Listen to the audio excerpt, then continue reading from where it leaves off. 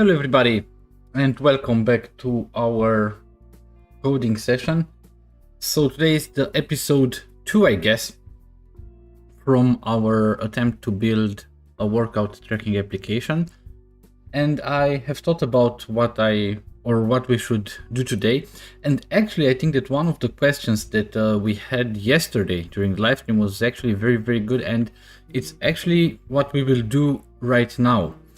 Because the question was if we will support both the metric and the imperial system when it comes to measurement. And this actually affects when we measure height, and we will have to do that, when we measure weight, and we will have to do that, when we will measure distances, and so on. So that is actually something very, very important, and I guess we have to think about it right from the beginning. And that's why actually this is exactly from this is exactly our starting point today. So let's go directly to Visual Studio. And by the way, yesterday, right after the session, I have pushed all the changes that I have done to the repository. Let me just go to the repository real fast and just paste the link again in case you want to see it. Just give me 1 second and I will be there. Okay, let's just copy this and I'll paste this right in the chat. If you are interested to follow this entire adventure that we have, this is the repository to which I will push all the changes that I will do after each session. So you might want to start it and to take a look at it from time to time. Good, so let's get started, I guess. And if we want to start by thinking about implementing different measurement systems, I guess we will also need to make a short or a small change actually to the project structure that we have right now. Because we have here, as defined or as discussed yesterday, according to the very basic architecture that we want to follow, we have a core project, we have an infrastructure project, and we have a web project. But there is another type of project that kind of I would say is present in almost all the applications, and we need a project to hold different base classes and types that are actually not 100% or they don't belong 100% neither to the domain model, neither to the infrastructure, or neither to the UI, but that are reused throughout the entire application. One example for that is, for instance, if we want to do different overrides to the toString method. Because we might want to use those different type of overrides in different places, or if we want to write extension methods on strings. For instance, if we want to format our strings in a certain way, or if we want to check, for instance, if a string is an email address or if it is a URI and things like that, we might want to add extension methods on the string class in order to be able to do this very, very easily afterwards. And we'll probably use this in each part of the project. The same way we have probably some enums that we'll probably also reuse throughout the entire solution. And they don't 100% belong to the domain model, they don't even belong 100% to the infrastructure, and don't even belong to the UI, but we still need them. And that's why we will create a new project here in this solution. And let's create it a new project. That should do it, I guess. Okay, it will be also a class library.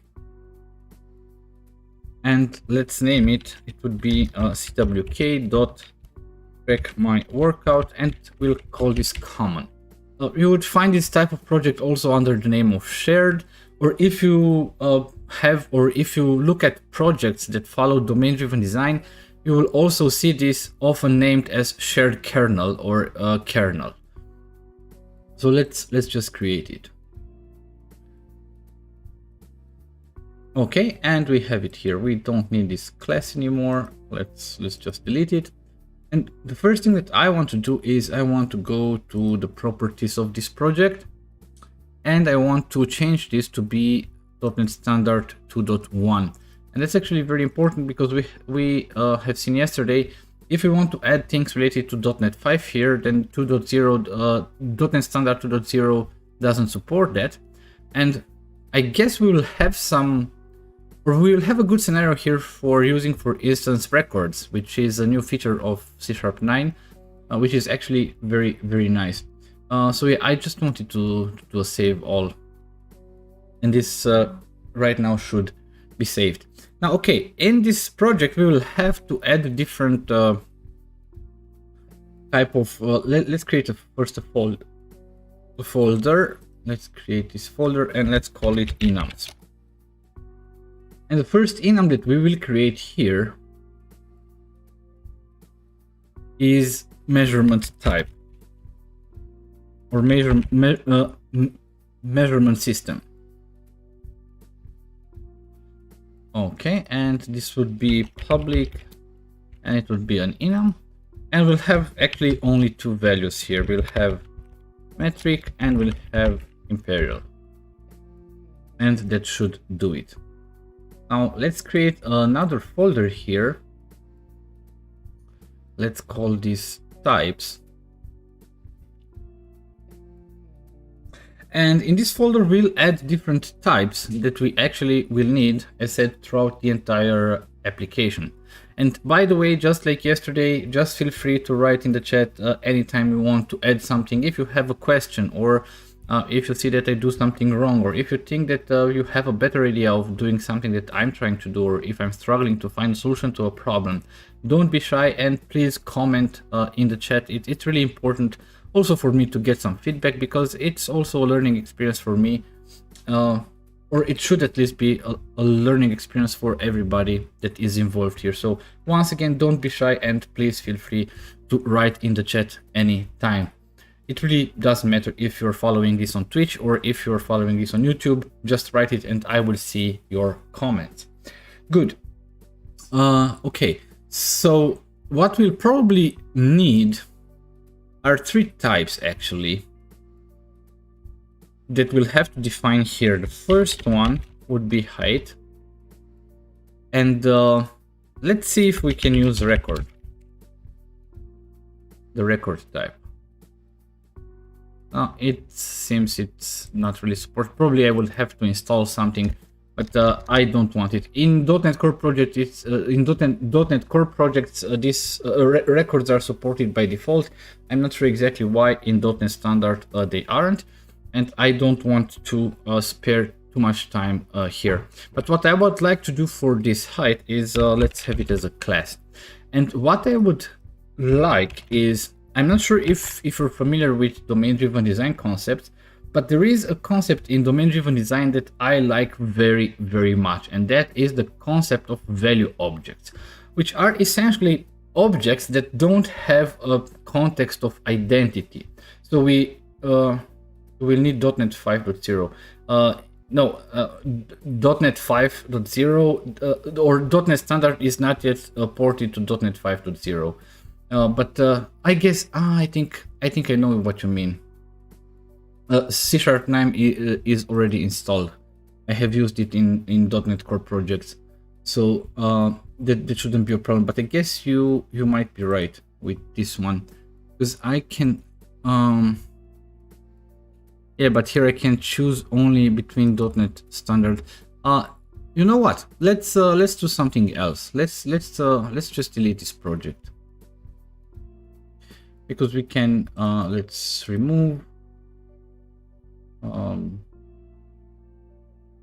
Yeah, don't save. Let's also open folder in File Explorer and make sure that we delete the entire project folder, because we don't need that project anymore.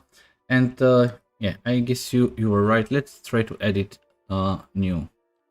But in this case, let me .NET 5.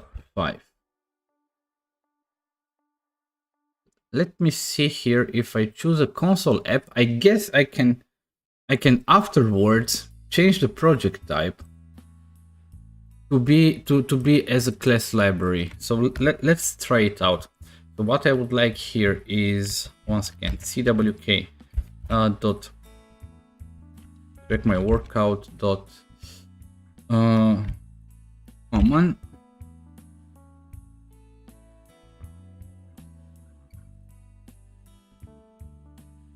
Current solution will be closed. Save changes to following. Okay, but why did they want to close the current solution? Let's do rebuild here. Probably some. Thank you very much. Okay, so let's try again. Add new project. Let's try it with the console app. wk.trackmyworkout.common. And here this should be the location. Let's see. Yeah, this time it works. And let me go here. If I go on properties, okay. And here, but why was it okay? .NET 5, and here class library, and that should actually do it, I guess. And right now, instance, if we start this, we shouldn't be able to do that, which is correct. So we can simply get rid of this file. Let's create here a new folder. Let's call it types. Add new class.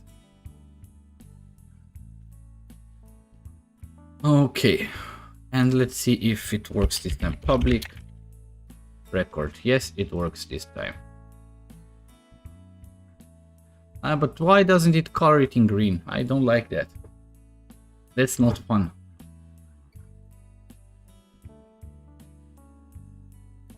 I guess they just wanted to have it look different than a class or a struct. I would like to have it green, but yeah, that's it. Now, why I like this idea of record is, and I will go back to this concept of value types in domain-driven design. As said, value types are essentially a type of object that is actually defined only by its value, or by the value that it actually holds. It is not defined by a thread of continuity regarding to a certain identifier, which are usually entities. But this is the theory, but the practical aspect of it is that when you compare two value objects for equality, the comparison should actually only take into consideration the properties of that specific object. So if I have property A on the first object and property A on the second object, I have property B on the first object and property B on the second object. If property A from first one is equal to property A on the second one, and it's important, and if property B from the first is equal to property B from the second, then those objects should be equal. And this is actually something that was, well, not that straightforward to implement before we had records in C#, because what we had to do is actually implement IEquatable and do our own equality comparing, which also needed to do some overrides to the get hashcode method and things like that. So I don't say it was complicated, but right now with records, we have this concept of value object right there built into .NET. Because what happens if you compare two records in C#, the comparison is always done by comparing the values of the different properties that you have on those objects. And that's why I think records are very, very, very nice. Sorry. So we can have a constructor on a record, and what I want to let's first define the properties that we actually want. So I want first of all to have a property of type double, which will hold the value for height, and let's also have, but here actually the setter is not 100% necessary, or at least we can do it private. And then we will have a public. We need that enum first for this one. So we need the enum because we also have to provide the value and the measurement type. And actually, this is what this concept of height defines in our application. So let's add the new folder. Where is it here? Enums. Add new class, and I said we call this measurement system.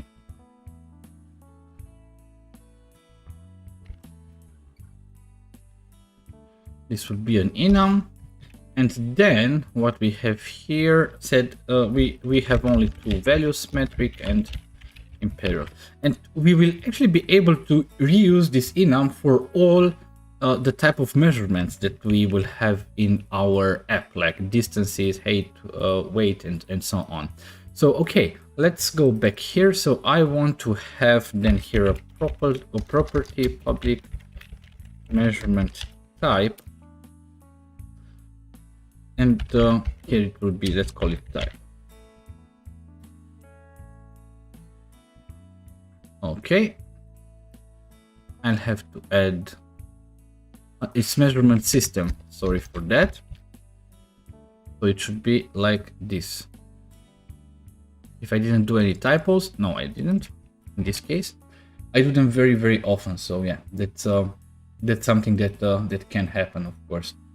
Good. So right now we have this concept of okay. So what we want in this constructor is a double for value, and we have then measurement system. And guys, I'm really sorry, but there's kind of like a small emergency here. I will come back here in really a few seconds, 1 minute, and I will be back. Please don't go away. We'll continue right away.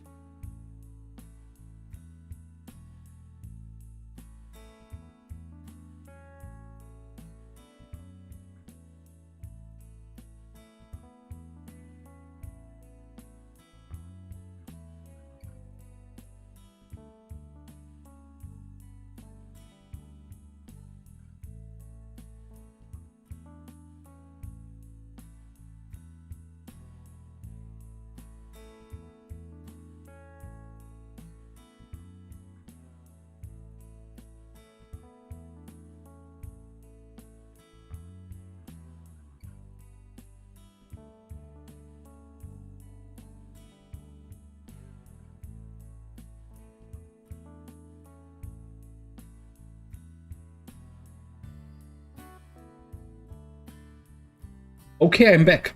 Sorry for that. Good. So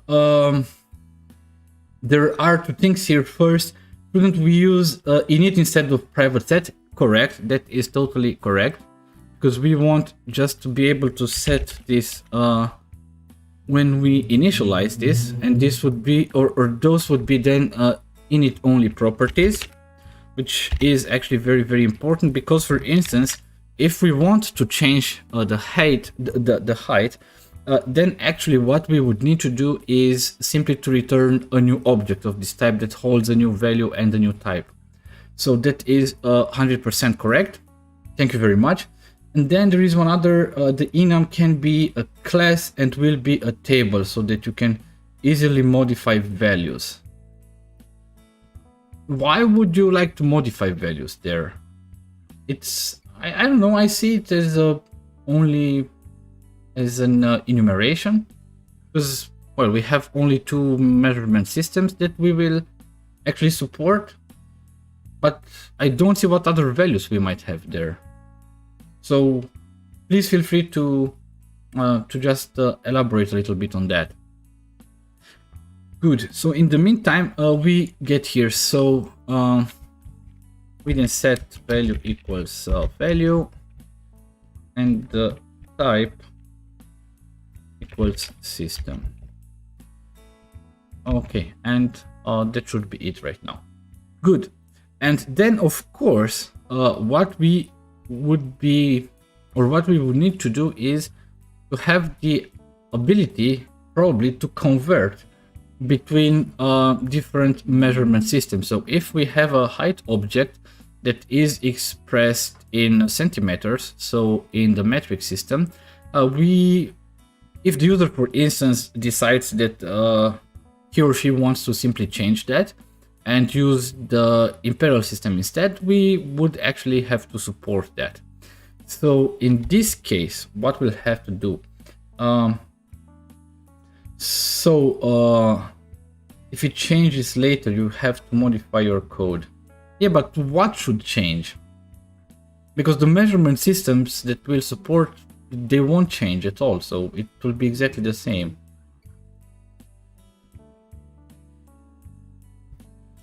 Because the conversions we will do here, for instance, so the system won't actually change. I'm not sure. Maybe I'm wrong here. Could be. Okay, let's try to outline a very basic behavior for this. So we want to have a public, we want to return a new object of type height, and we'll call this convert from metric imperial.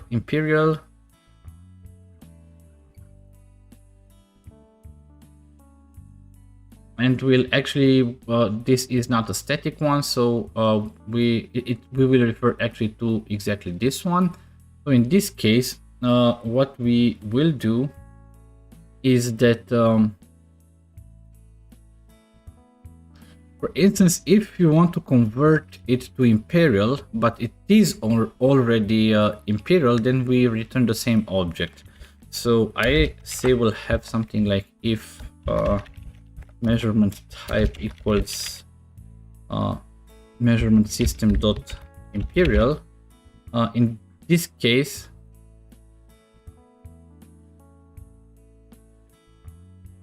it's type. Okay, sorry, but let's not call it type.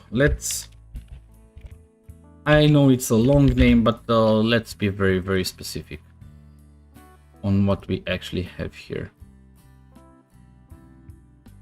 Okay, so in this case, turn this. What is this problem here? Not only properties or indexer can only be assigned in an object initializer. Oh, sorry, of course I don't want to assign it. I want to check for equality. Oh my god. Oh my god. Okay, and then if not, then we will have to actually do the conversion. And of course we have to also change this. Okay, good. Now, I'm not sure if you are all experts in converting between measurement systems. I am certainly not at all an expert in this. It's actually the first time that I actually have to do this.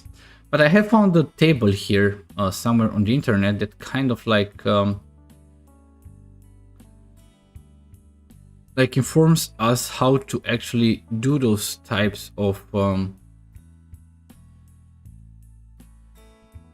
here we have meters to feet conversion. I guess in the metric system in our application, I would like to have the height expressed in centimeters, not in meters. But I guess that's actually very, very easy. Okay, because let's think about it. So if the value here, so right again, we have done this check. If we already are in the imperial measurement system, then we just return this and don't do anything else. If not, then it clearly means that we are in the metric measurement type, and then this value would be expressed in centimeters. Now we can have here a variable var value in meters, and that would be equal to a value, and I guess if we multiply this by 100, we'll have the value in meters for that. So this means that afterwards we can just simply use this type of conversion, or so we have to actually divide, or sorry, we have to multiply this here by 3.28. Hopefully I'm not wrong with that. So yeah, let's return a new, because we want to return a new object, and the value would be a value in meters times 3.28, and then we have to specify the measurement system, and that would be right now imperial. I hope this is correct. If not, we'll probably come here and change that later. But yeah, so we have this value. If it is in metric, we would expect it to be expressed in centimeters. Then we have to transform this value in centimeters in the corresponding value in meters, which should be achieved by simply multiplying by 100. Okay. And then we just return a new height, and we use the rule that we have found here. So if we want to convert meters to feet, we just have to multiply by 3.28. As said, it's the first time that I really looked into this. I'm not sure if this calculation is 100% correct, but well, that's something that we can also change afterwards. Now, the second thing that I want to do here is public will also return a height, convert from imperial metric. And in this case, we'll have something very similar to that. First of all, if measurement system equals measurement system.metric. So if it is already metric, then we just return this. And if not, we have to calculate that. And the calculation for that, I guess it's here somewhere. It's actually feet to meters.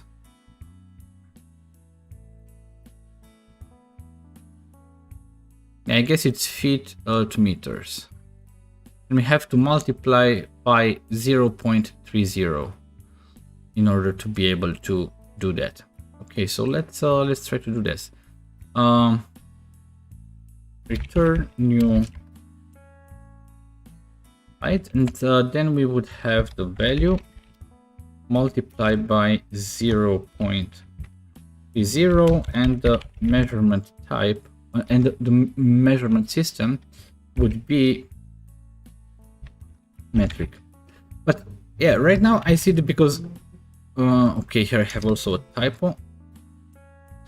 Now I see that actually when we do this conversion, this would actually allow us to have it in meter.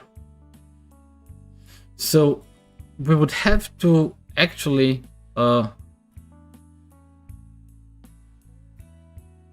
var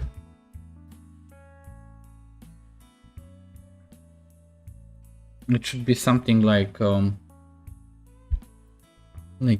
this. So value in centimeters, it would be let's put it like this, value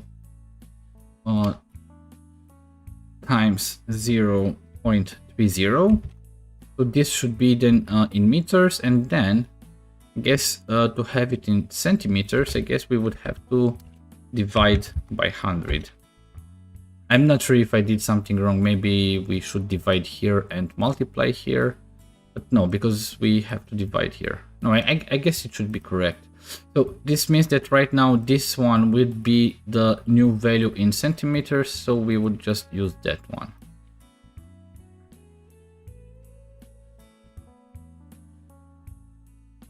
So that would actually do it. And once again, since we use this record type in C#9, we don't actually have to implement equality.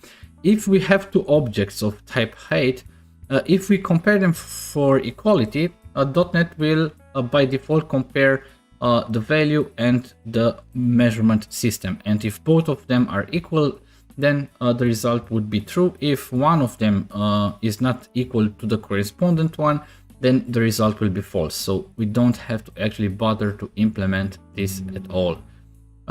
So yeah, right now we have these basic conversions that we have. Of course, what we would also need to add at a certain point, but I just want to work on the functionality here, is some validations, because I don't want to have here a value. For instance, if I'm using the metric measurement system, for instance, I don't want to have here a value that is, I don't know, about 230 centimeters or 240, whatever, or below, I don't know, 100 or something like that. And the same it would be also for the value in feet. Okay, and yeah, I guess that's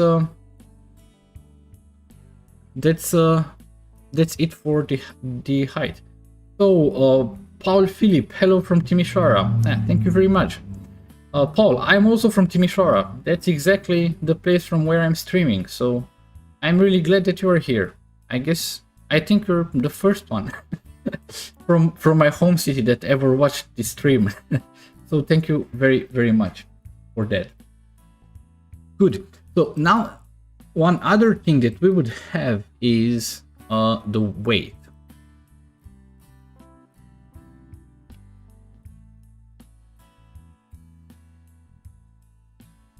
Public record weight.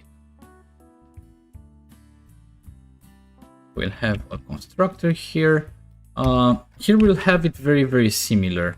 We'll have a property which is of type double,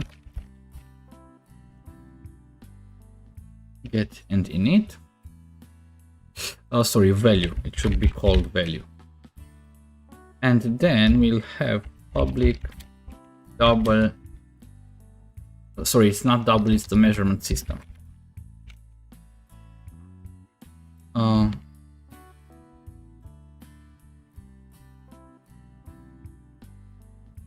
Get and init. Okay. And then what we would need here is a double for value and the measurement.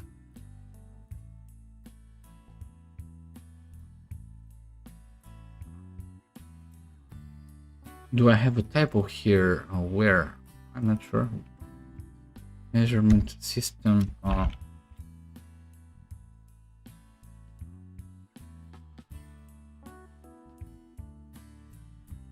Where is the typo? We have to add this. Sorry, because it's a new class. We don't have the using here. Okay, and then we can assign them here. Value equals value. Okay, and then we have the measurement system, which is equal to the system that we get here. And the same way, what we want to have here is a public. We return a weight. Convert from metric to imperial. And here, once again, we'll have this very basic check. Measurement system is already equal to measurement system imperial. Then we just return the same object. And if not, we have to calculate it. So once again, we want to metric from metric to imperial. Let's look up the table once again and see here what we have. Actually, this should be from kilograms to tons to pounds. That's actually what we need. So actually, we have to multiply the kilograms, the value in kilograms, by this number here in order to get that correct. Okay, let's do that. So we'll just return new weight, and we'll have the value times and the number that we got, and we have to specify the measurement system, which in this case would be imperial. Okay, and then we'll need also the other way around, public. Sorry, not measurement system. Just want to return the weight. Convert from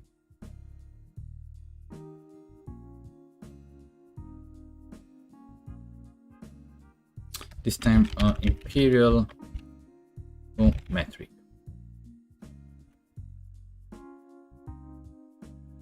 Okay. And here, well, we can just reuse that. But in this case, we have to check if it is a metric. And then what we want to do is,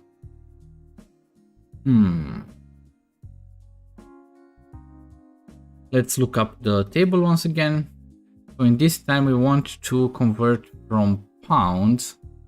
Where do we have pounds? Pounds to kilograms. In that case, we will have to multiply by this value. Let's try that out. Weight. And then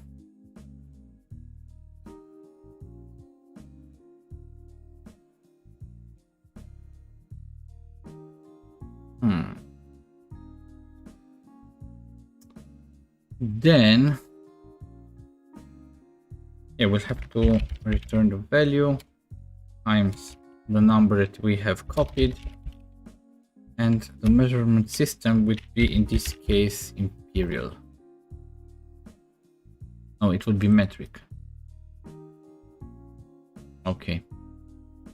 I was thinking right now, and that's why I actually stopped for a few seconds, because I'm thinking we have here on height, we have these methods convert from metric to imperial and converts from imperial to metric, and we have this weight. And I think to make this better understandable in the code that we'll reusing, I guess we should expose an interface here, which should be something like I convertible or I measurement system convertible or something like that. Because I think I convertible is already an interface in the .NET framework or standard, so I guess we can't use it. But I think we should definitely do that. Maybe other projects or other consumers will also want to reuse this or to implement this type of interfaces. So yeah, that could be. Let me add a new folder here, I guess. Fractions. And here, how should I call this interface?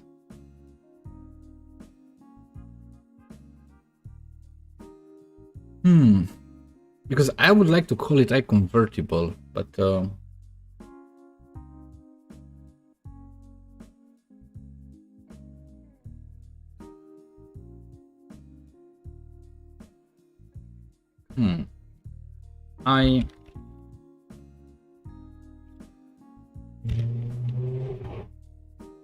I'll call it like this.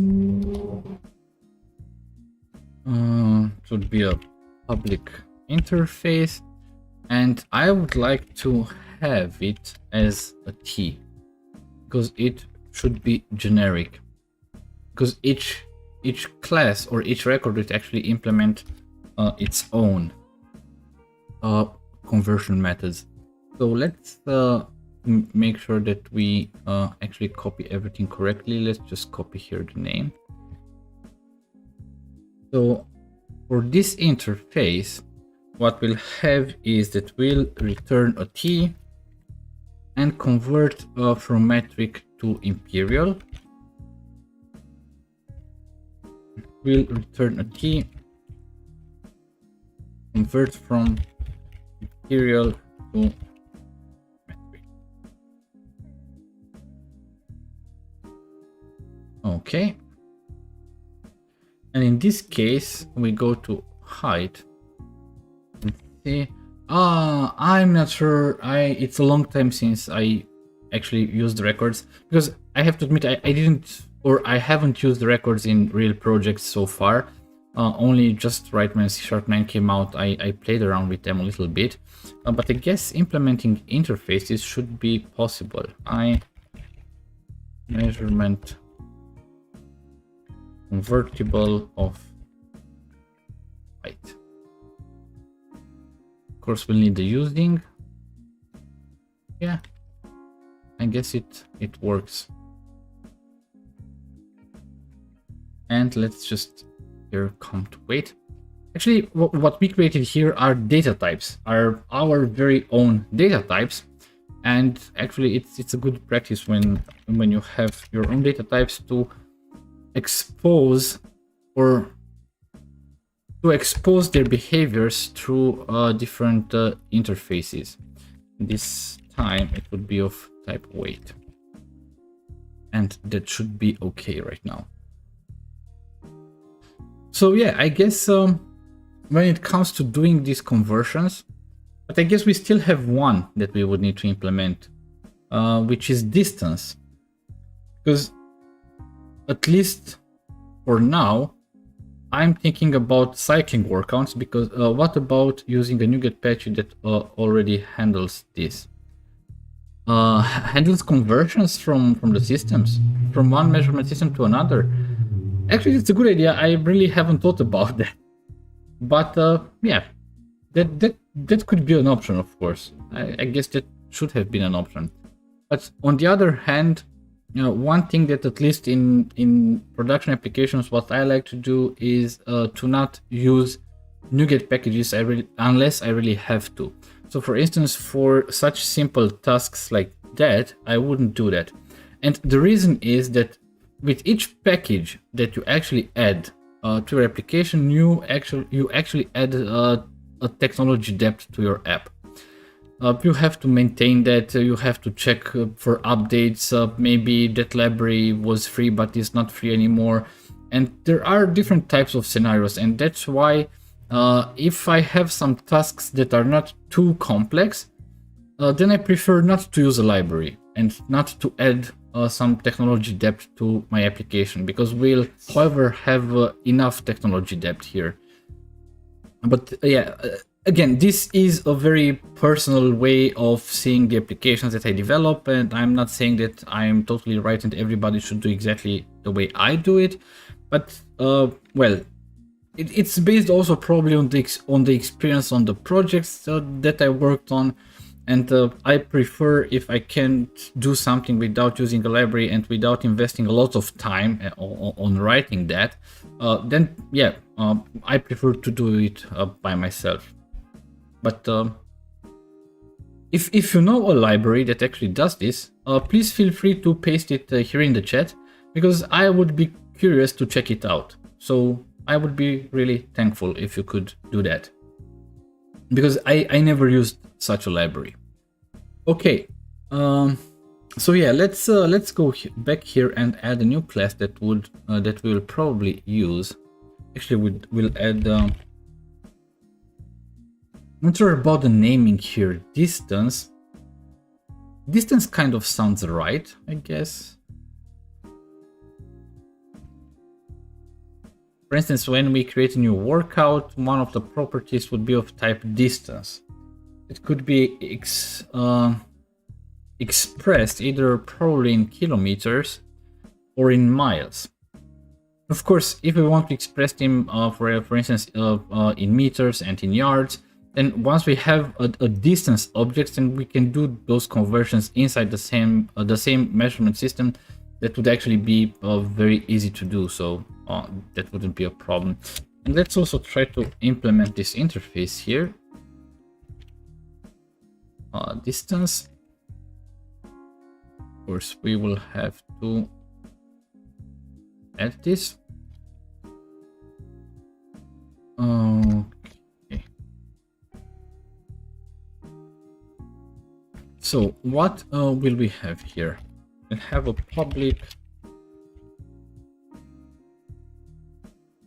Yeah, I guess it should be double, because both kilometers and miles would be expressed in doubles.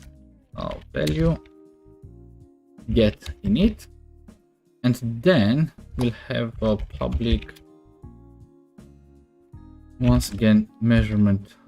No, not iMeasurement.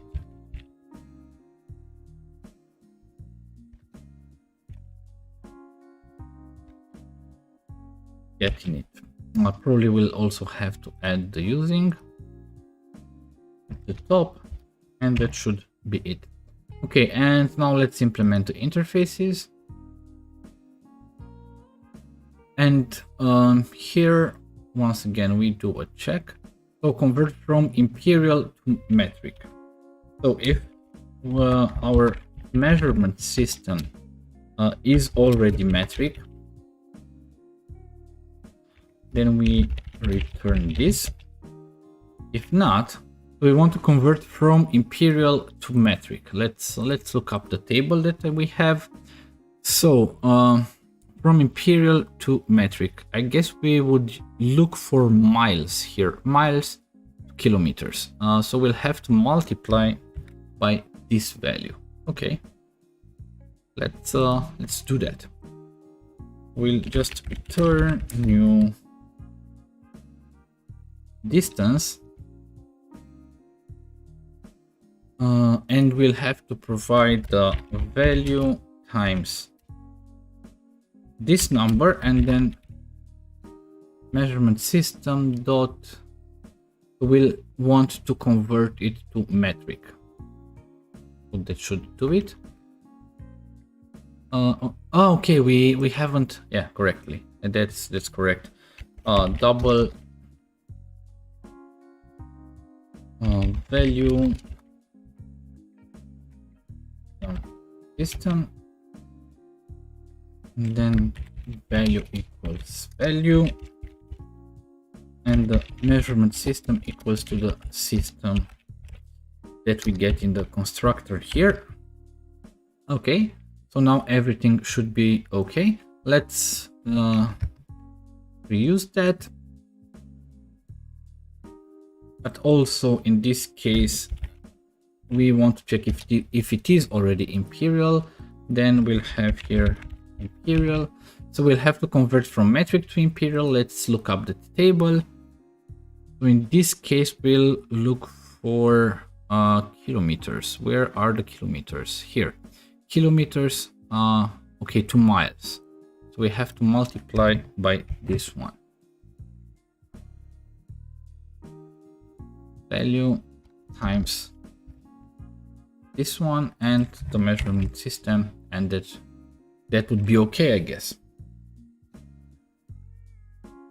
So Sarosh, once again, if you know a NuGet package that does kind of like this type of conversions from metric to imperial, please just share it on the chat. I would also like to check that out at a certain point. I'm really curious about that. So yeah, just please let me know. Okay, good. Let's try to go one step further.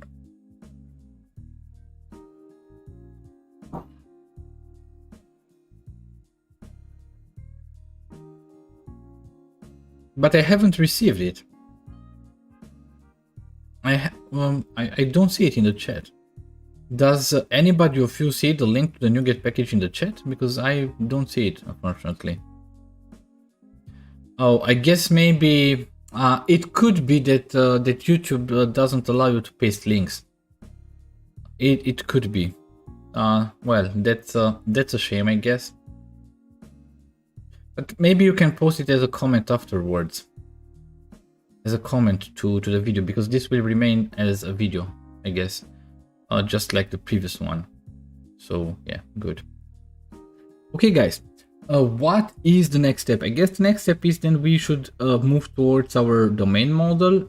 So in our core project, and here we'll have to try to start to model our application. So what we did yesterday, we tried to implement a Blazor authentication. Thank you very much for the name you provided. I promise you I will check that out. Okay, so I think we need to move towards our domain model, and what we did yesterday is we also have created a Blazor server project, and we have configured it to use individual user account authentication that kind of uses our DB context. And we have created here a user that inherits the identity user from ASP.NET Core Identity, because we want to keep all the properties that that specific identity user has, because those properties are really vital and important for identity management tasks. But I want to be able to extend or to expand the user with other information that I would like to add to the user. Right now, I'm not sure exactly what we'll want to have to add to the specific user, because what I said yesterday is that what I like to do is actually to have a distinction between the concept of user, which is a pure identity management thing, and the concept of something like a user profile. And the reason why I want to have that is because in this application, we might have different profile types. Like we might have, I don't know, regular users, and we might have trainers or coaches.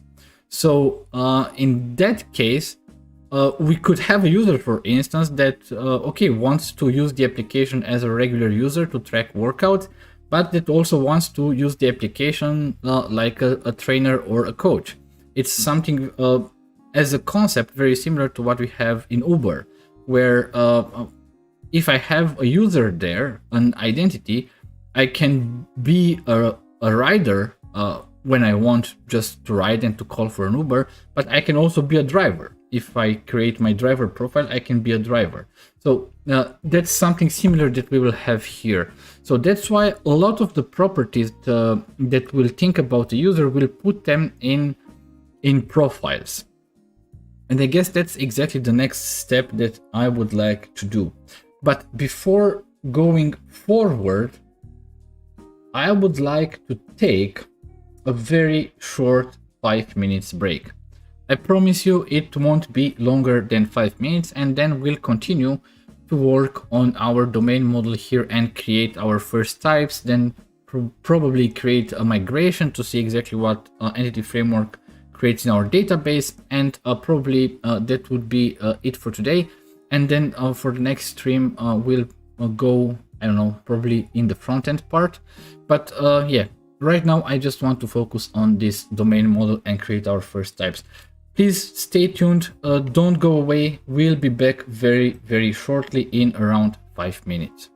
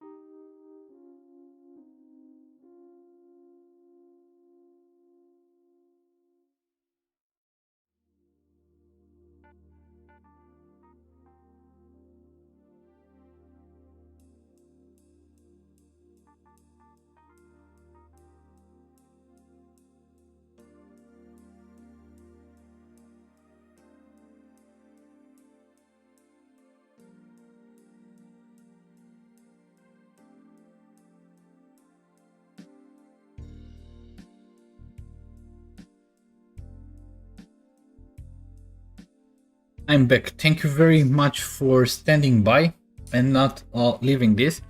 And I'm really sorry for the breaks that I had to take. Kind of they were not planned, but I had to.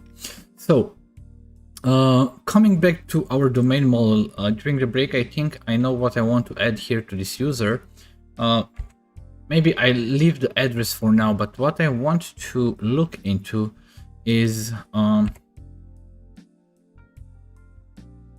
if I go into this identity user, or why doesn't it go into the identity user? Here, of course. Let me just look through the properties. I guess we don't have a first name and a last name here. We have a username, and a first name and a last name is definitely something that I would like to add and have directly in my user. Because no matter if user has two profiles, one as a regular user, one as a trainer, I want the name to be exactly the same, no matter of the profile that user is using. So I would extend then the user with the first name and last name. And actually, if I think better, so that's an idea that I actually had right now, we should actually create a custom type for that. Very similar to what we have here. We go once again in common. I'm not sure if this idea is the best one, but I guess it should be. We'll have a new record. Public record name. And we'll have here we'll have a public string first name get init. We want to this also to be an init only property, public string last name init. And what I would also like to have is public string initials, and here I would have a getter, and the getter would return a get initials. That's a method that I'll implement right now. Private string get initials, and let's use the string builder in order to create the initials. Once again, I'm not exactly 100% sure if this is the best idea, but when it comes to string generation and adding things to a string separately on in two different phases or in several different phases, I like to use the string builder because I guess it's the most performant way to do that. Most string operations are kind of, however, very, very slow, so that's why it might not be a very good idea, but for now I guess it would get us going. So let's just give me 1 second. So yeah, let's var sp equals new string builder return sp dot to string. Okay, now we won't do this here, but we'll add at a certain point some validation here, and for the first name and last name we'll have several rules that we should have a minimum length, maximum length, that it shouldn't be null or things like that. So for now we'll just assume that each user will have a value for first name and that each user will have a value for last name.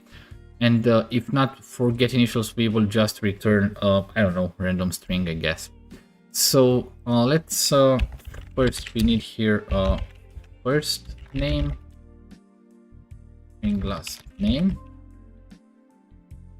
and here we'll have first name equals first name and the last name equals last name. Okay, and probably there is one other thing that we'll add here. in some circumstances, we would like to have the full name. And that would, I would also use a getter for that. Return get full name. Okay. And of course, semicolon here. Good. So let's I'm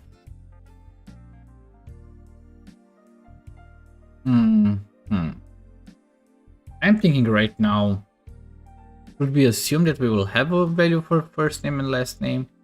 And yeah, let's assume we will have one, because we'll add validators and we'll throw an exception when you try to create an object with null and null, for instance. So in this case, what we want to do is sp.append, and from the first name, I want to use the first character dot to string, and I would like to have it to upper invariant. Use that one. And then in a second step, we'll do an append on last name. Once again, on the first character, we changed it to string and to upper invariant. And then we return the string builder, which is okay. Then we'll have a private string get full name. I guess we could also use a string builder for this, but what we can do here, we can just simply return a string concatenation, return first name plus space plus last name. What I think about is probably I'll do this separately, maybe on a video that I'll publish here. I just want to add a benchmark, for instance, and to check, for instance, the get full name method. Sorry, but it's not last name like that. It's like that. And what I want to see if I use, for instance, benchmark.net is if I have this first name plus space plus last name, and if I use a string builder to concatenate these strings and the space between them, which one of them will be faster? Because based on my knowledge so far, I guess that the string builder one will be faster, but I'm not sure about that. So we'll do exactly actually the same thing, but at one point we'll use the string builder and then we'll use this one, and then we'll benchmark both of these methods. But we won't do this in this video right now. Okay, so right now we have also the get full name, and yeah, I guess we have everything what we need for the name, at least for now. So this means that we can get back here, and here in dependencies add project reference, we have to reference this common project. And by the way, as said, this common project is kind of like something that belongs to the entire application, but it's not 100% part of the core domain model. So that's why in the domain model, the only project reference that we will have is actually to this common. But right now I see that we have a problem here with this one. Let's see if I can build that. And I think the problem with this one is that this is a .NET standard, and this is a .NET console application that we have said we want to. Yeah, that is the problem. Is there a way in which we could change this?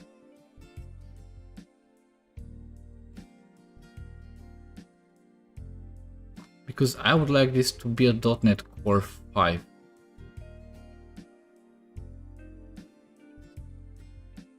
I guess we can do this. Let's just let's look, for instance, at the CS profile here. So it's .NET 5.0, the target framework. So if we actually write this in the CS profile here, see, that's something that I so it was .NET 5.0. Let's save that. Okay. But then we have a problem with the identity user. Which is actually strange. We don't have the problem with this anymore. Let's try to rebuild this. Let's make the output here.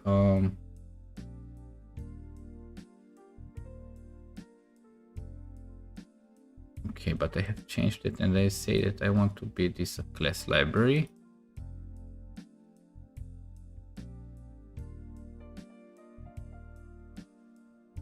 We still have the same problem.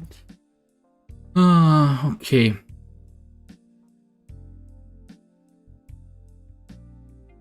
Could not be found.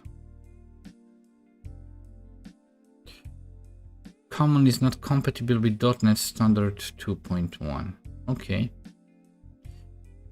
Yeah, but I have changed that.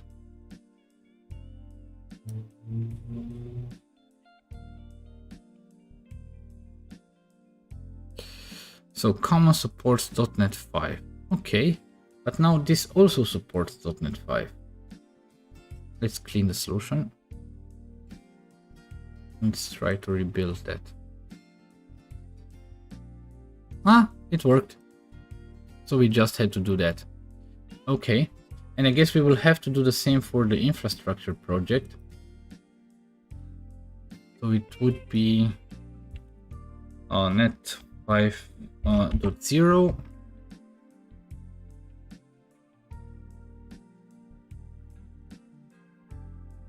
If I go here on projects, infrastructure, and it would be a class library, which is correct. That's actually what I want. So let's also rebuild this one. And it actually works. Good. Okay. So we are good with this one right now. Problem solved. So let's go back to our user right now. So as said, I want to add here on this user a public name, not namespace, just name. Let's add the using WK. Why doesn't track my workout? .common .types. That should be it. Yeah, name. Get set in this case. So this will add also the name to our user. So that's kind of cool. Okay, now let's think about, so once again, I said in this application, I want to think about this user only from the perspective of identity management. So this is why I actually want to create a type of user profiles. Open the project and change it to .NET 5. Yeah, thank you very much. That's exactly what I did. Good. So let me go back. So what we have to create now is actually, we'll start right now only with one type of profile, which is I would call it regular user. But I'm thinking about, I guess we should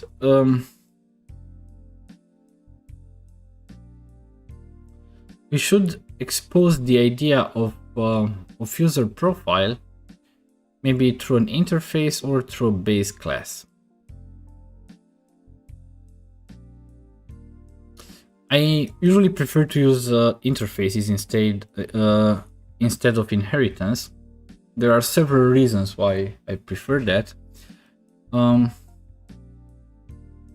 So yeah, let's create here a folder.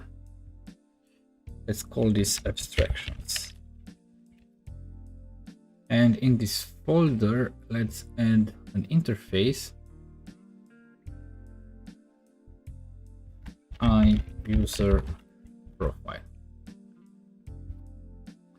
And here we'll have to think about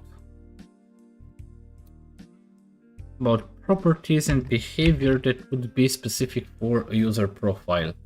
And I don't know, what type of information should we have on each user profile? I mean, the first name and the last name, we already have it from the user. But what we will have here is probably a URI, photo URL, or profile photo.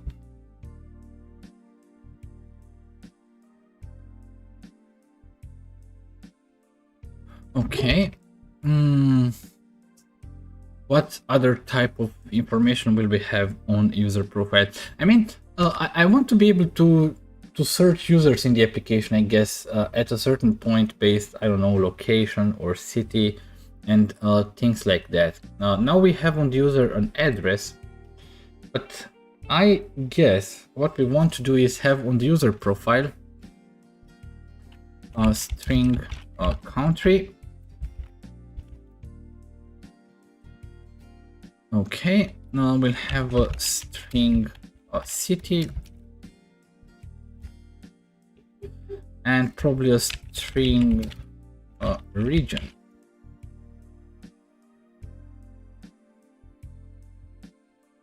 But now I think I maybe would need to extract this into a location object. I guess it would make more sense. User profile could have their preferred unit of measurement, metric or imperial. That's actually a good question. They could have, and I see this as a profile setting.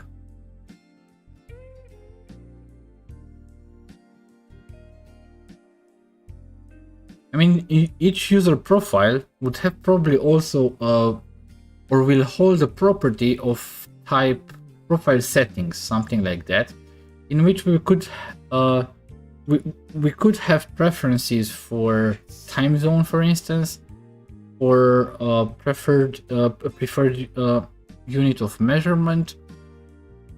That's actually true. That's actually correct. Okay, let's take it one by one. I would go back to the common here, and I would like to add a new type, which would be, I don't know, profile location. Even though the concept of a location of a certain profile, it's actually something that belongs to our core project, I guess, because all the other types like distance, height, name, weight are types that will probably be reused throughout the entire solution. But the location for user profile is actually something that belongs mostly to this one. So I guess we'll have to put that here in this case, because it's actually tied to the concept of profile. These concepts of distance, height, name, weight are not tied to the concept of user profile or user. We could use them in different, for instance, weight or height or distance will be things that we will use also for workouts. We'll probably use them to calculate statistics, which will be probably here. But yes, let's add this here in models. Probably we'll restructure this folder at a later point to have subfolders. But I would, yeah, I guess we're going slowly towards the idea of aggregates, like in domain-driven design. But that's not something bad. Let's add a new class here, and let's call this profile location. And since we changed this to .NET 5, we can also use this as a record. So we'll have here string country, get init. We'll have here string region,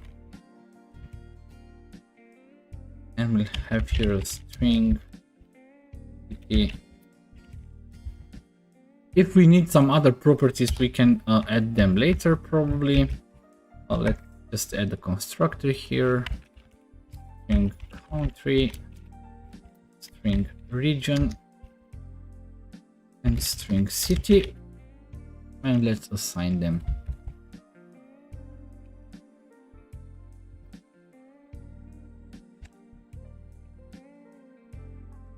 City equals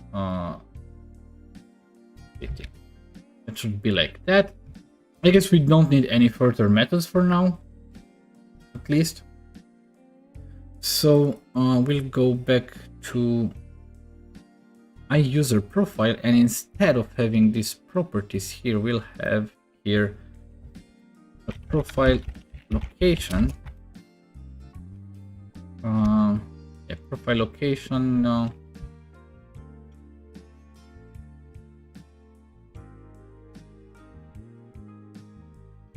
I guess we just need the using, which is correct. And then you mentioned these preferences here. So let's create that.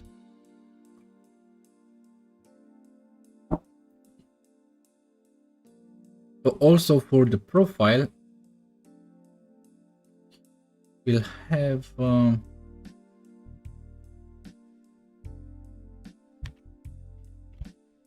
profile preference.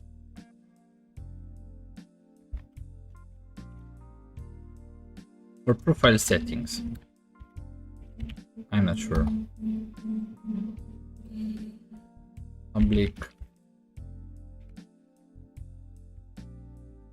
What settings could we have on a profile?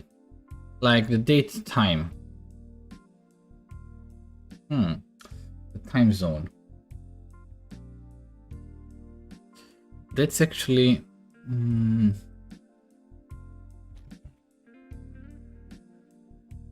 I'm thinking right now, how do we define a time zone? I guess we'll have it as a string here, and probably we'll use node.time and parse that string and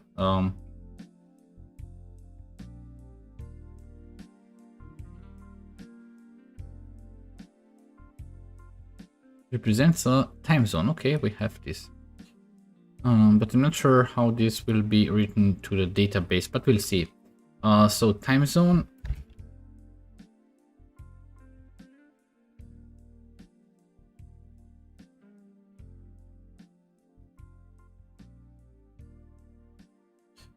Store it as a string. Okay. That was also my first guess. But could you also maybe explain why do you think it's better to store it as a string? Is obsolete. Okay. It's been deprecated. Please investigate the use of system time zone info instead.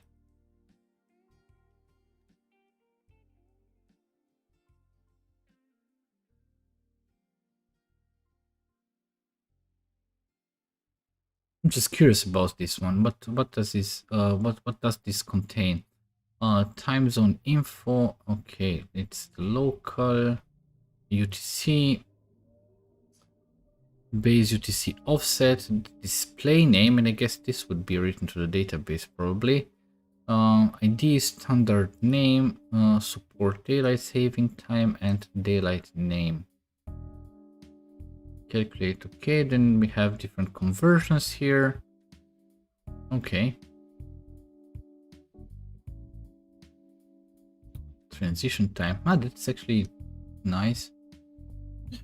Because there is a built-in method to convert from a string to time zone info. Okay. Then we have to make sure that the string is then correct.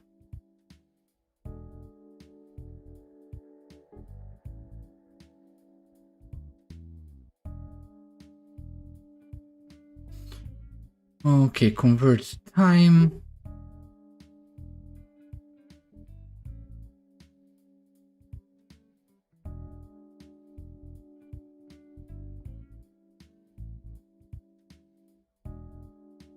I'm looking for the methods that we have here. I'm just curious about that. It has to be a valid. I normally provide a dropdown. Of course, in the UI we will provide a dropdown, but right now I'm not even thinking about the UI. Surely in the UI it will be a dropdown from which they will select something and probably, well, what they will see, however, on, or the values would be set correctly, I guess. Okay, let's store it as a string in that case.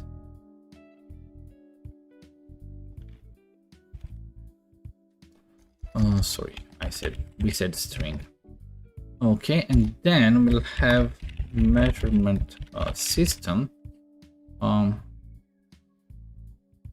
guess we'll also have to use this one, get, and preferred measurement system.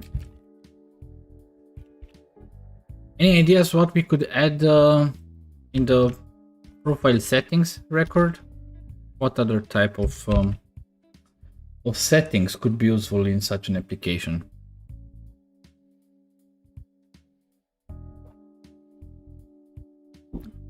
I mean, probably also preferred language, but I'm surely not looking into support internationalization at this current stage of the application. Probably if I'll make this, or if we'll decide to language. Yeah, I just said about language, you'll probably hear it. Yeah, the idea is that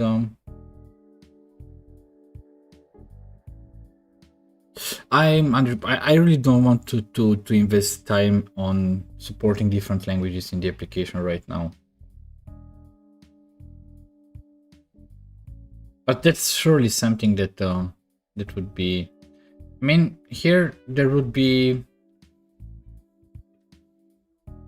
time zone, language, unit of measure, light or dark theme. Okay, but we won't have light or dark theme right now. Let's keep it like this, for instance, because if we would have some built-in messaging opportunities, or if you post your workouts, you might want to add some privacy settings to that. Who would be able to see that? But we can simply expand this once we would need that.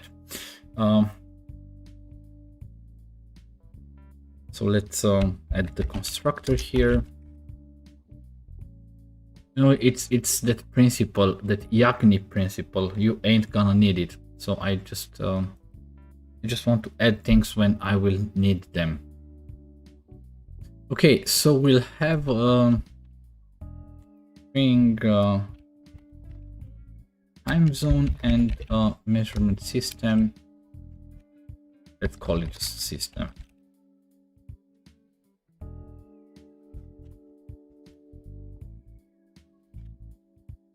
Time zone equals time zone, and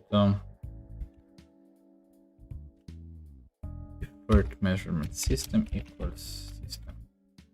That should do it for now. Okay. Good. So if we go then back to the iUser profile, it would also then hold a property for profile settings.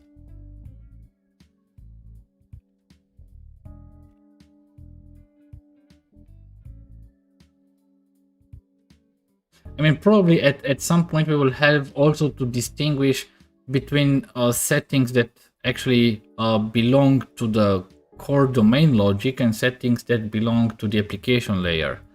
Because I guess settings like a dark theme and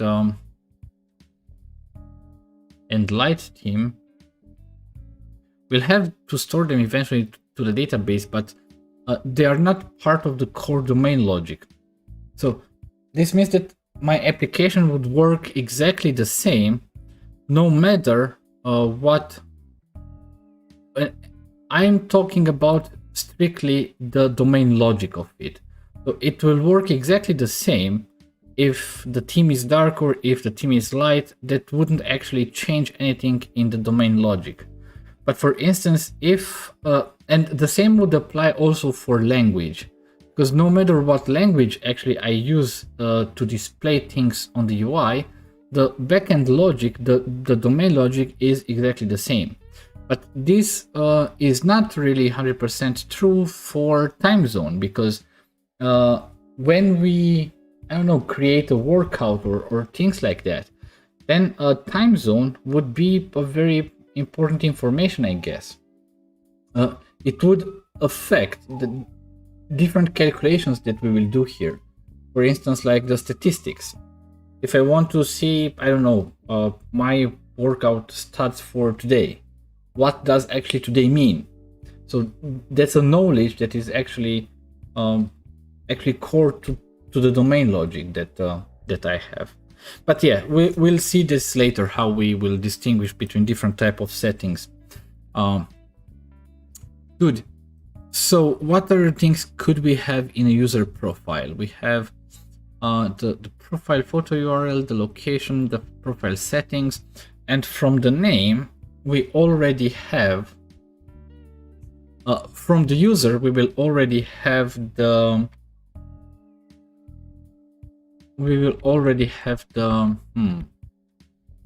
the first name and the last name.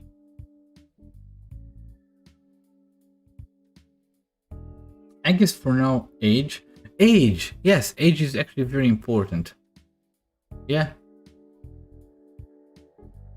Sorry, what did I do here?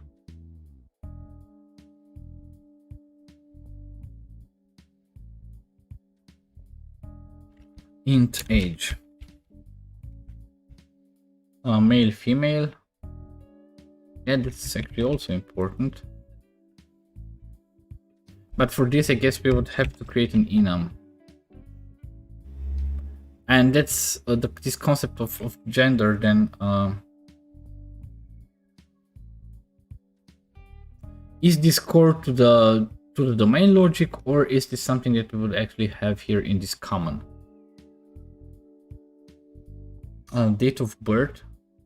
Yeah, actually we could have a date of birth, and based on that date of birth, we should be able to calculate the age. But I'm not sure that I want to do that calculation. But we'll see. Let's have age for now. But the idea with the date of birth is totally correct. Or let's do it like that. Date, time.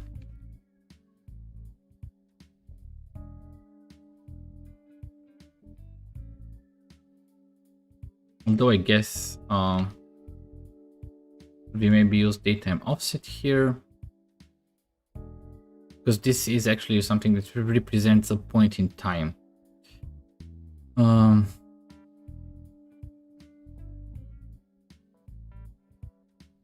I guess we will use datetime offset here for this one. Now for male and female, I would like to have this as an enum. I'll guess I put this here because this is something that I see that would belong to the common types. So it's not really core to the domain model. Although different things would probably be calculated differently based on if it's male or female. Yeah, let's add that here to the core. But no, yes, I want a new folder. Add new folder, enums.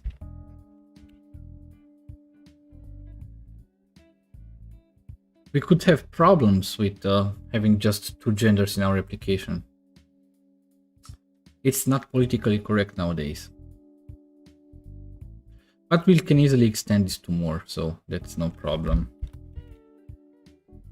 Or make it gender neutral in the UI, but for now, I guess we could have this. Public enum.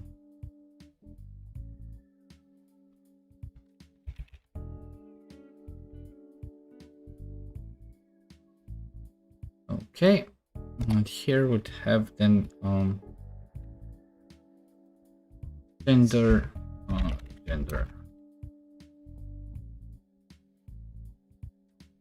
Yeah, height and weight. Or that's correct. That's what we actually created them. But I'm thinking right now, would height and weight be an information that would be specific for all user profiles? I mean, if I have a trainer profile, is it important there what my height or my weight is? Because for a regular profile it is, because based on that I can calculate calories consumption and different things for each type of workout. But for a trainer, do I really need to show this information? Or do I really need to bind all type of different user profiles? For instance, we might have another user profile that would be kind of, I don't know, like maybe I'm not sure exactly, but it could be that we would have also more than two profile types, and yeah, I'm thinking about that. So would height and weight be something specific for all profiles or only for certain profiles? Because for all profiles we would like to have a profile photo, we would like to know the location. Weight is constantly changing, but height is standard. Well, the problem is not that it's changing, because we would like to track changes for the weight in our application. But the question is that something that's specific only for one type of profile, like, I don't know, the regular user profiles, or is that something that would have to bind to all other type of profiles? That's the question I'm trying to answer myself here right now. Because the reason is, if we don't want to bind height and weight to really all profiles that we'll have in our application, we'll have them only on specific profiles. Because right now I define an interface that would define or that would have to be implemented by all different type of profiles. So date of birth, of course, is something that we'll have. Profile settings is also something that we'll have. Profile location, I guess, would also be something that would be very important, both if you are a regular user or if you are a trainer, because we want to be able to find nearby trainers, for instance, or things like that. You know what? Let's add this here, and if we need to change this later, we will change that. So you say, I think for all, because the trainer may be specialized for some category of weight and height. Yeah, but the trainer itself doesn't necessarily need to have a height and weight. Only the other users, actually. Let's add this, and if we come at a certain point and we realize that height and weight shouldn't be something really for all the profiles, then we'll simply change that. So let's add this height. Yeah. We end the set, and here we'll need common types. I guess here there's one line too much, and we'll have also weight.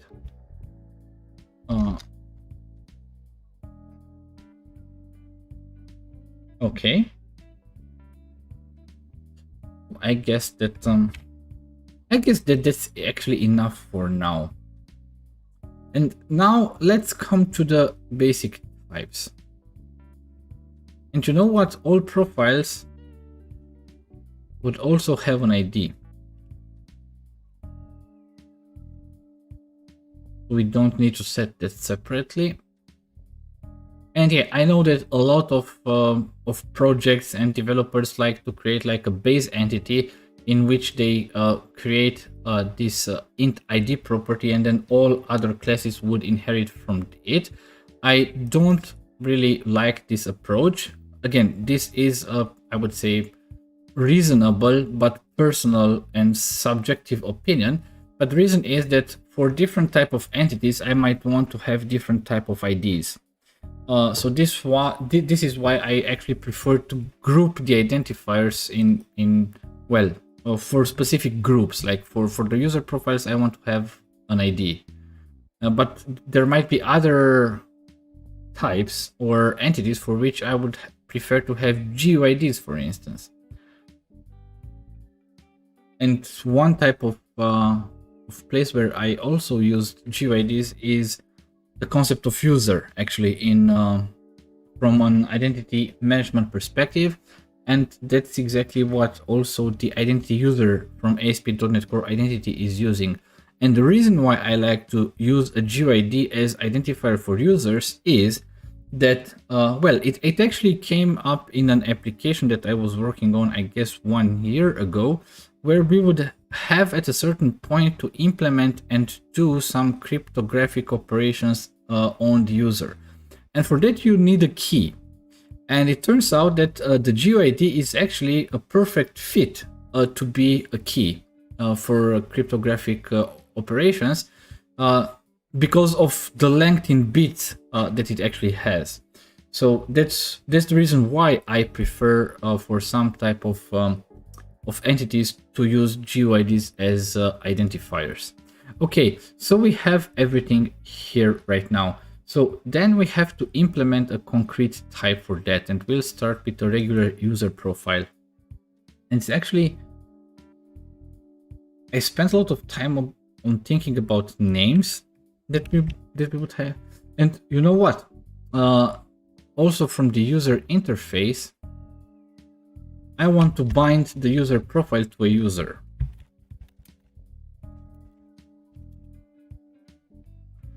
So yeah, I will do that. So let's create now a concrete type. And as said, I really gave a lot of thought on how should I name this regular user profile, because the other profile type of which I already thought about was the type of trainer. So how should we name the regular user in that case? And I guess I came something with I came up with a name that is nice. And in our application, we will all be athletes.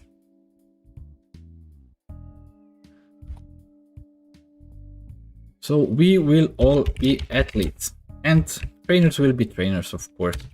So we have to implement the user profile.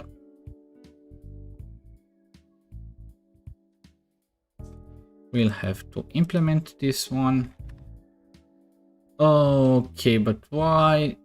Oh my god, that is not something that I really like. I guess I'll go with copy paste in that case. I'll go with copy paste and just add the access modifiers, and that should do it. Okay, public. We'll decide later if you want to add some private setters for some of the properties, but we'll see later, as said. For now, let's make everything public. So this should also be public. This one as well.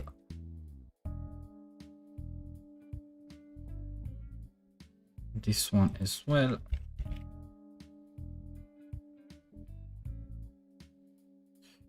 And this one as well.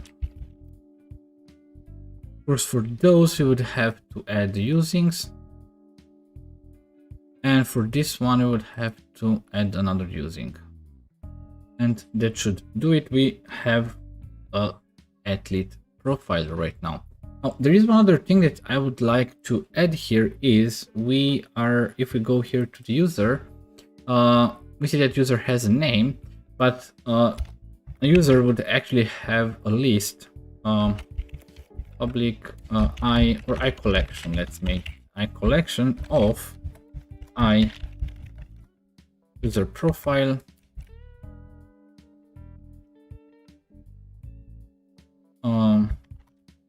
Profile.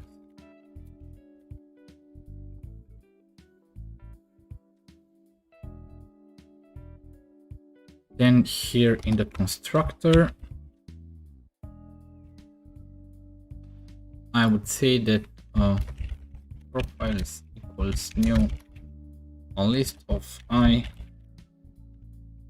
user profile, and hopefully based on these navigations, Entity Framework Core will create the correct table relationships, but we'll look into them when we do the migration.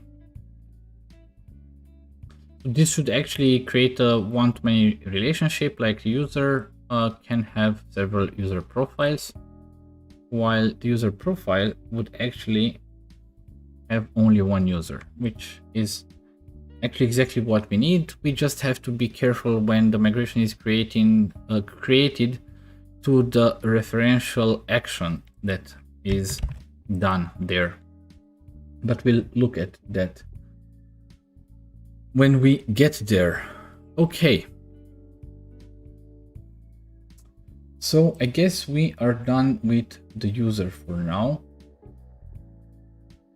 You know what? Let's do the migration right now, and to see the updates to the database, and most probably then we'll finish for today, and we'll continue. I'm not sure if tomorrow or on Wednesday, but we'll continue very soon, because I really want to track my workouts. So yeah, I really want to do this as fast as possible. Okay, let's go here on the infrastructure and add migration, and here add the user profile, add athlete. Okay. Okay, did I forget the dash? Yes, I forget the dash. I did forget the dash. Okay, add migration. This time I guess it should work. And we should then review the migration file once it is created.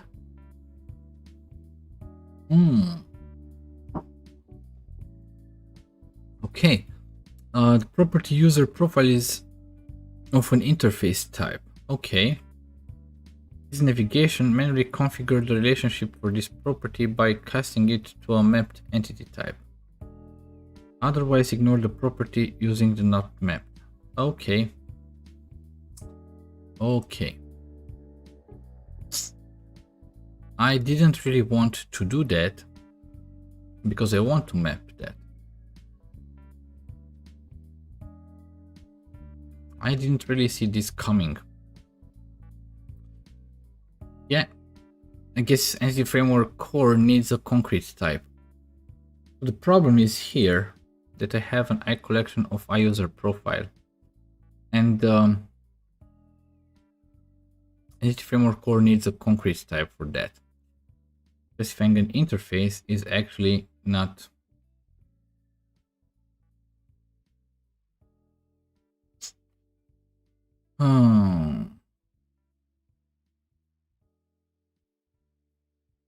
Okay, you know what? We'll change things a little bit. Let's add a new class here.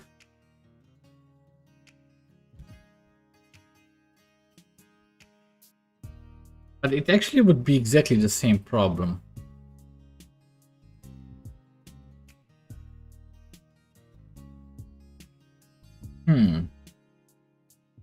Because if we have different profile types, then we will have still different concrete implementations for each of them.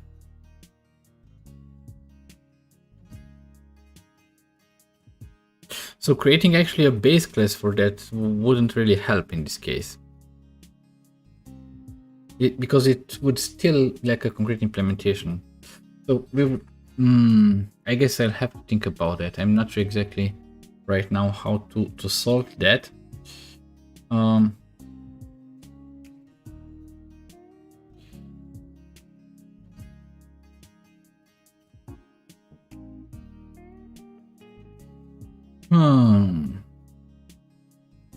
guess we would have here a concrete. We need here a concrete type, and that's actually a problem in this case.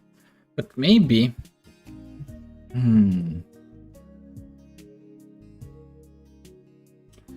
maybe we can manually define the how this should be mapped.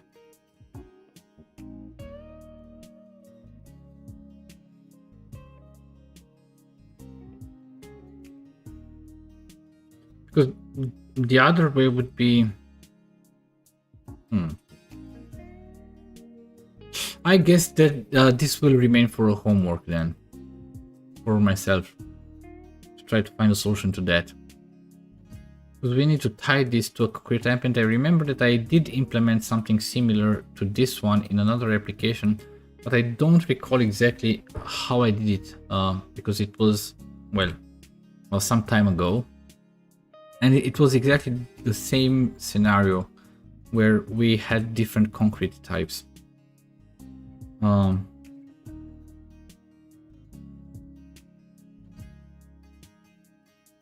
Yeah, I guess we'll look into that, because on the other hand, I don't want to have one table per an entire profile hierarchy. I want to have a table per entity. I would like to have a table for athletes. I would like to have a table for trainers. So yeah, I'll have to look at that one. Good. So okay, I guess then that's it for today. Thank you very much for watching. As said, I will just push the changes to the repository right after we finish this live stream. So you might want to check it out if you want to follow with that. And I'm really not sure exactly when the next live stream will be. Most probably tomorrow, not hopefully on Wednesday. So if you haven't subscribed, then just please subscribe here to and also press the bell icon to be notified whenever we schedule a new live stream. And in that case, you can really stay informed on when we'll do actually the episode 3 in this series. Once again, thank you very much for watching, for getting engaged, for writing in the chat. It was really a very pleasant experience for me. And I hope to see you soon in the next episode of this series.